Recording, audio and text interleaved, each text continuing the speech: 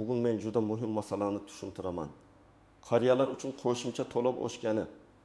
Avgust oyida kimlar pensiyasiga qo'shimcha ravishda 5 million so'mgacha pul olishi mumkinligi va kimlar bu pulni kutmasligi kerakligi haqida gaplashamiz.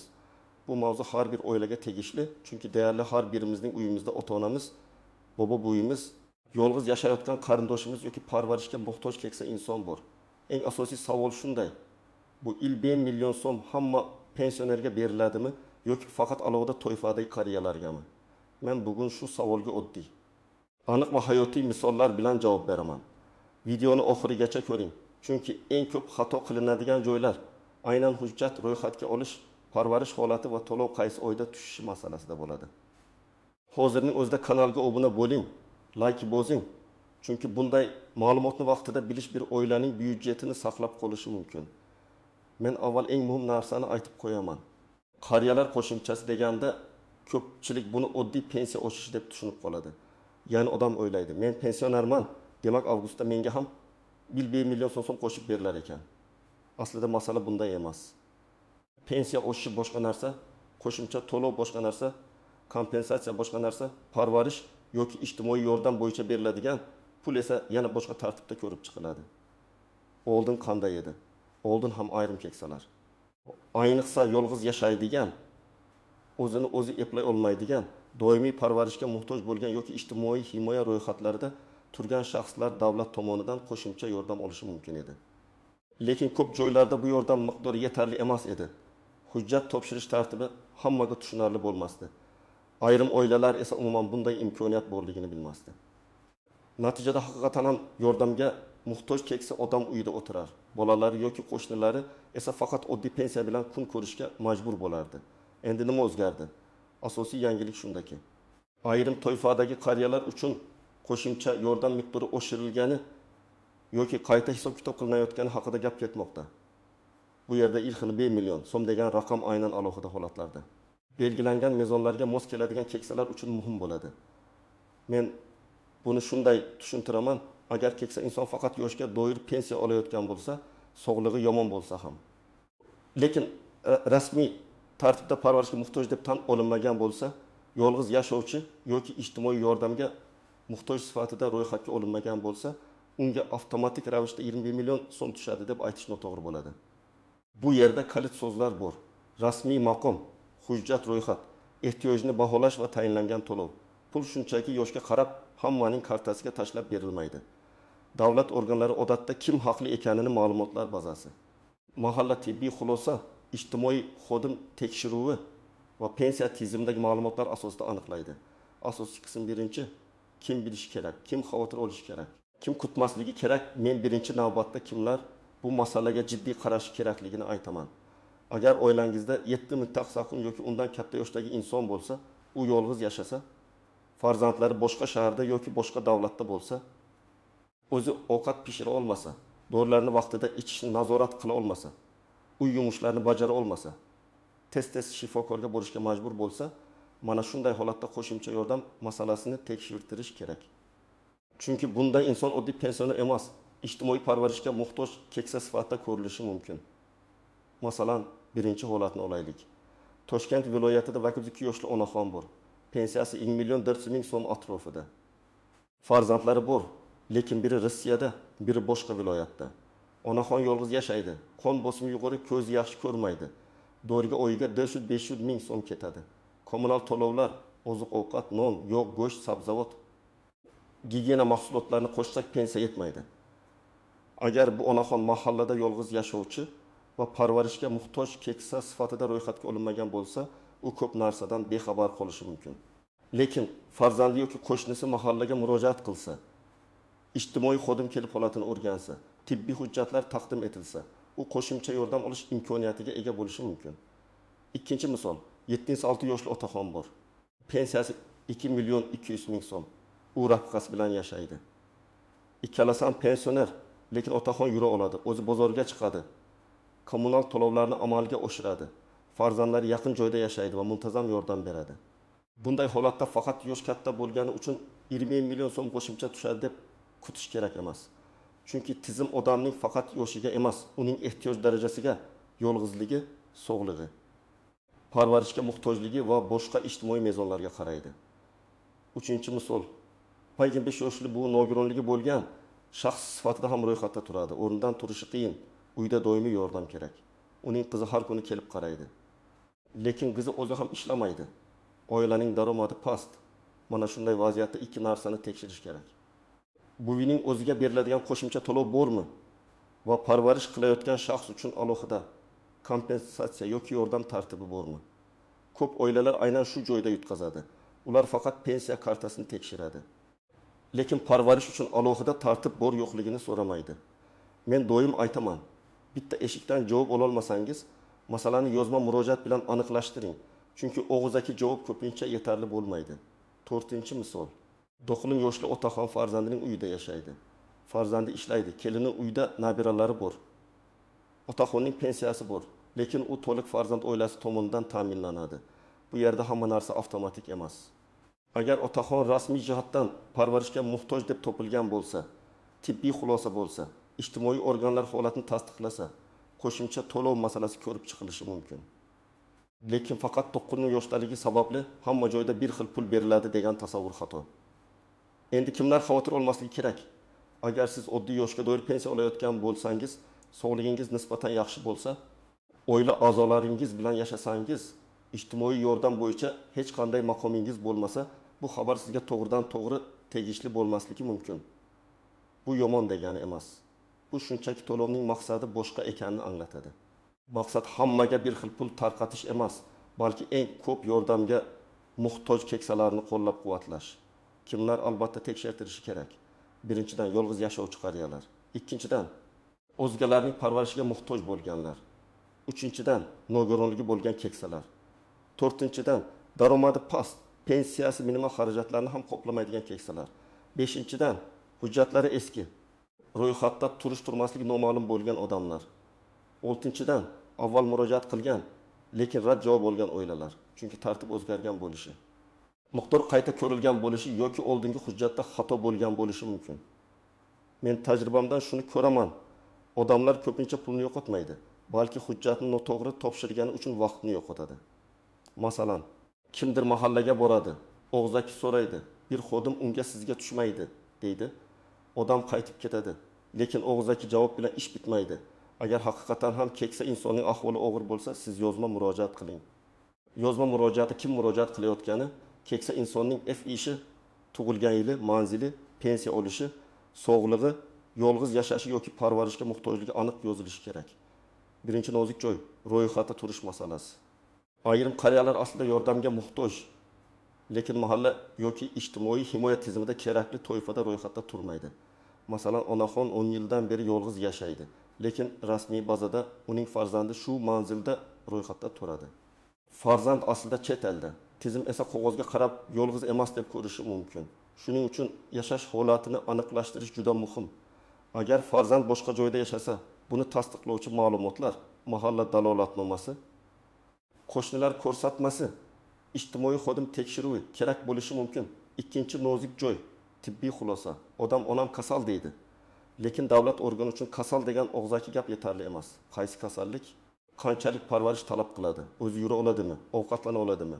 Dori ichishni nazorat qila oladimi? Shifokor xulosasi bormi? Nogironlik guruhi bormi? Bular muhim. Shifokordan oddiy ma'lumotnoma emas, aynan parvarish ehtiyoji ko'rinadigan hujjat so'ralishi mumkin. Bu oilalarga yoqmasligi mumkin, lekin tizim shunday ishlaydi. Ehtiyoj hujjat bilan tasdiqlanmasa, to'lov tayinlash qiyinlashadi. Uchinchi nozik joy. Pensiya miqdori bilan ijtimoiy yordam aralashib ketadi.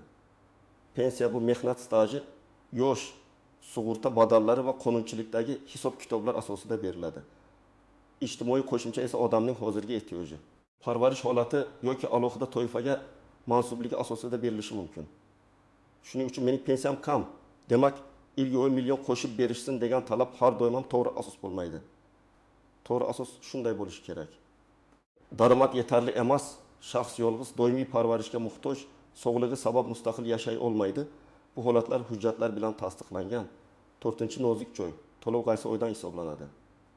Ko'pchilik avgustda yangilik eshitadi va avgust uchun pul tushishi kerak deb o'ylaydi.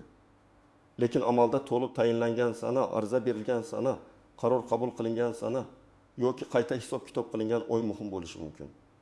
Masalan, siz 5 avgust kuni murojaat qildingiz. Tekshiruv 20 avgustda bo'ldi. Qaror sentyabrda chiqdi. Bunday holatda pul avgust uchun ham hisoblanadimi yoki keyingi oydan beriladimi? Buni albatta yozma ravishda so'rang. Chunki har bir to'lov turi bo'yicha tartib farq qiladi. 5-nozik joy, karta va bank masalasi. Ayrim qariyalar kartasi muddat tugagan, PIN kodini bilmaydi, bank ilovasidan foydalana olmaydi. Pul tushgan tushmaganini farzandlar orqali tekshiradi. Agar qo'shimcha to'lov tayinlansa ham bank kartasi bloklangan bo'lsa yoki rekvizitlarda muammo bo'lsa, odam pulni vaqtida ola olmasligi mumkin. Shuning uchun hujjat topshirish bilan birga karta holatini, pasport yoki ID karta amal qilish muddatini, telefon raqam bog'langan-bog'lanmaganini ham tekshiring. 6-nozik joy, firibgarlar. Men bu haqda alohida ogohlantiraman. 5 million so'm olib beraman, hujjatingizni tezlashtiraman, kartangiz raqamini yuboring, SMS kodini ayting degan odamlarga ishonmang. Davlat to'lovi uchun SMS kod so'ralmaydi. Bank kartaning to'liq ma'lumotlarini begona odamga berish kerak emas. Agar kimdir pul evaziga yordam va'da qilsa, avval rasmiy idoradan tekshiring. Qariyalarning ishonuvchanligidan foydalanadiganlar juda ko'p, ayniqsa pensiya, nafaqa va kompensatsiya mavzusida. 7-nozik joy. Bir nechta to'lov bir-biriga ta'sir qilishi mumkin. Masalan, inson nogironlik bo'yicha nafaqa oladi, yana yoshga doir pensiya olishi mumkin emas yoki bir to'lov ikkinchisiga almashtiriladi. Ba'zi yordamlar oilaning umumiy daromadini hisobga oladi. Ba'zilari esa shaxsning alohida maqomiga qaraydi. Shuning uchun qo'shnim oldi, demak men ham olaman degan mantiq ishlamaydi. Qo'shningizning yoshi, hujjati, nogironlik holati, yolg'iz yashashi, farzandlari bor yo'qligi ro'yxati boshqa bo'lishi mumkin. 8-nozik joy, doimiy yashash manzili. Keksa inson bir tumanda ro'yxatda, lekin boshqa tumanda farzandi bilan yashayotgan bo'lishi mumkin. Bunday vaziyatda qaysi mahalla mas'ul, qaysi tuman ijtimoiy himoya organiga murojaat qilish kerak? Hujjat qayerda ko'rib chiqiladi? Bular chalkashadi. Men bunday oilalarga shuni maslahat beraman. Avval doimiy ro'yxatdagi mahallaga murojaat qiling. Keyin amalda yashayotgan joy bo'yicha dalolatnoma kerakmi yo'qligini aniqlang. Agar ikki idora bir-biriga yuborsa, yozma javob talab qiling. Endi men sizga aniq harakat rejasini beraman. Birinchi qadam, oilangizdagi keksa insonning holatini xolis baholang. U yolg'iz yashaydimi? O'zi ovqat pishira oladimi? Dori-darmonni o'zi nazorat qiladimi? Hammom, hojatxona, kiyinish, yuvinish, uy tozalash kabi kundalik ishlarni mustaqil bajara oladimi? Shifokorga o'zi bora oladimi? Agar bu savollarning ko'piga javob yo'q bo'lsa, demak qo'shimcha yordam masalasini tekshirtirishga asos bor. Ikkinchi qadam, hujjatlarni tayyorlang. Odatda shaxsni tasdiqlovchi hujjat, pensiya guvohnomasi yoki pensiya olishini tasdiqlovchi ma'lumot, tibbiy ma'lumotnomalar, nogironlik bo'yicha hujjatlar bo'lsa ularning nusxasi, yashash manzili bo'yicha ma'lumot. Yolg'iz yashash yoki parvarishga muhtojlikni tasdiqlovchi dalolatnoma kerak bo'lishi mumkin. Hamma hududda talab bir xil ko'rinishi mumkin, lekin amaliyotda ayrim qo'shimcha hujjatlar so'raladi. Shuning uchun hujjat topshirishdan oldin mahalla yoki ijtimoiy himoya bo'limidan ro'yxatni yozib oling. 3-qadam mahallaga boring. Mahalla raisi, xotin-qizlar faoli. Hokim yordamchisi yoki ijtimoiy xodim orqali keksa insonning holatini o'rganishni so'rang. Og'zaki so'rash bilan cheklanib qolmang. Ariza yozing. Arizada falonchi fuqaro keksa yoshda yolg'iz yashaydi. Sog'lig'i sabab doimiy yordamga muhtoj. Qo'shimcha ijtimoiy yordam yoki qariyalar uchun belgilangan to'lovga haqliligini o'rganib berishingizni so'rayman mazmunida yozish mumkin. 4-qadam, tibbiy hujjatni kuchaytiring. Agar keksa insonning ahvoli og'ir bo'lsa, oilaviy poliklinikaga murojaat qiling. Shifokorga vaziyatni aniq tushuntiring, odam yura olmaydi. Yiqilib tushish xavfi bor, xotirasi pasaygan, ovqat tayyorlay olmaydi, doimiy qarovga muhtoj. Shifokor hujjatda aynan shu funksional cheklovlarni ko'rsatish juda muhim. Chunki faqat gipertoniya yoki bel og'rig'i deb yozilgan ma'lumotnoma parvarish ehtiyojini to'liq ochib bermasligi mumkin. 5-qadam, arizangiz ro'yxatdan o'tganini tekshiring. Hujjat topshirdingizmi? Kirim raqamini oling. Qaysi sana bilan qabul qilinganini biling. Kim qabul qilganini yozib qo'ying. Keyin bizga hech narsa kelmadi degan gap bo'lmasligi uchun ariza nusxasi yoki elektron tasdiqni saqlang. Agar MyTopGov o'z yoki boshqa rasmiy elektron tizim orqali murojaat qilish imkoniyati bo'lsa, undan foydalaning.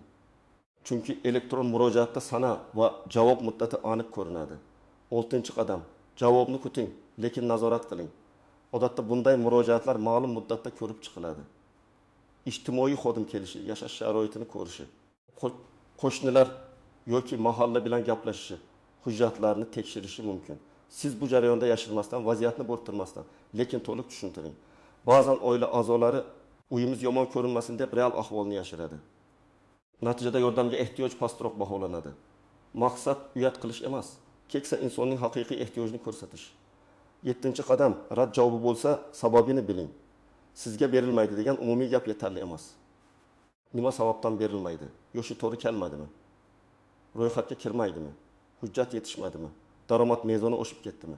Parvarishga muhtojlik tasdiqlanmadimi? Agar sabab hujjat yetishmasligi bo'lsa, hujjatni to'ldirib qayta topshirish mumkin.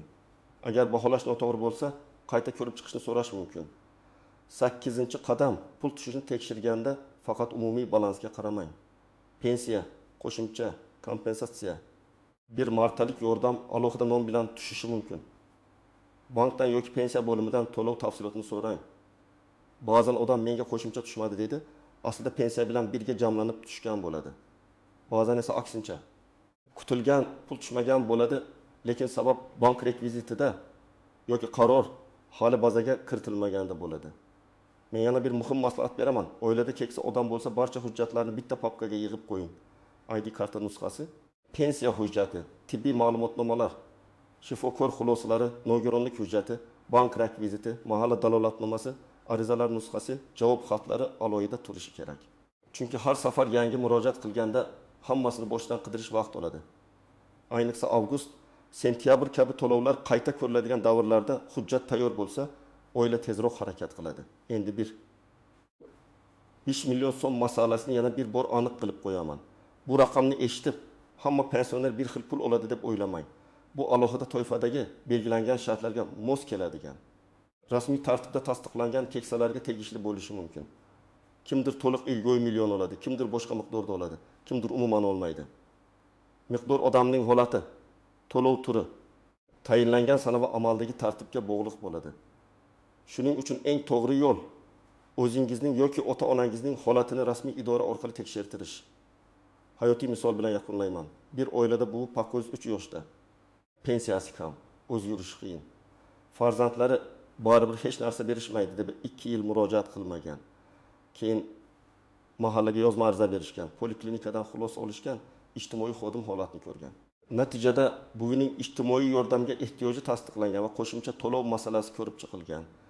Boshqa bir oilada esa otaxon taqim yoshda, lekin sog'lom farzandlari bilan yashaydi, yaxshi ta'minlangan. Ular ham 5 million kutishgan, lekin huquqi yo'qligi aniqlangan. Ikkala holatda ham yosh o'xshash, lekin natija boshqa. Sabab shuki, to'lov faqat yoshga emas, ehtiyoj va rasmiy mezonlarga bog'liq. Bugungi mavzuning asosiy mazmuni shunday.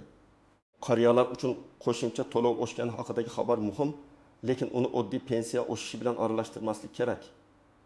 Avgustda 20 million so'mgacha qo'shimcha pul hamma pensionerga emas, belgilangan shartlarga mos keladigan. Hujjati joyida bo'lgan, parvarishga yoki ijtimoiy yordamga muhtoj deb tan olingan keksalarga tegishli bo'lishi mumkin. Men sizga maslahat beraman, agar uyingizda yolg'iz, kasal, o'zini eplay olmaydigan keksa inson bo'lsa, bugungi hujjatlarni tekshiring. Mahallaga murojaat qiling, tibbiy xulosalarni tayyorlang va arizani yozma topshiring. Og'zaki gap bilan cheklanib qolmang. Har bir javobni rasmiy oling, har bir hujjatni saqlang. Pul tushishini bank va pensiya ma'lumotlari orqali tekshiring. Sizning oilangizda shunday holat bormi? Avgust oyida qo'shimcha to'lov tushdimi yoki hali kutyapsizmi? Izohlarda yozib qoldiring. Men keyingi videolarda eng ko'p berilgan savollarni alohida tushuntirib beraman. Videoga like bosing, kanalga obuna bo'ling va bu ma'lumotni ota-onasi, bobo-buvisi yoki yolg'iz yashayotgan qarindoshi bor insonlarga yuboring.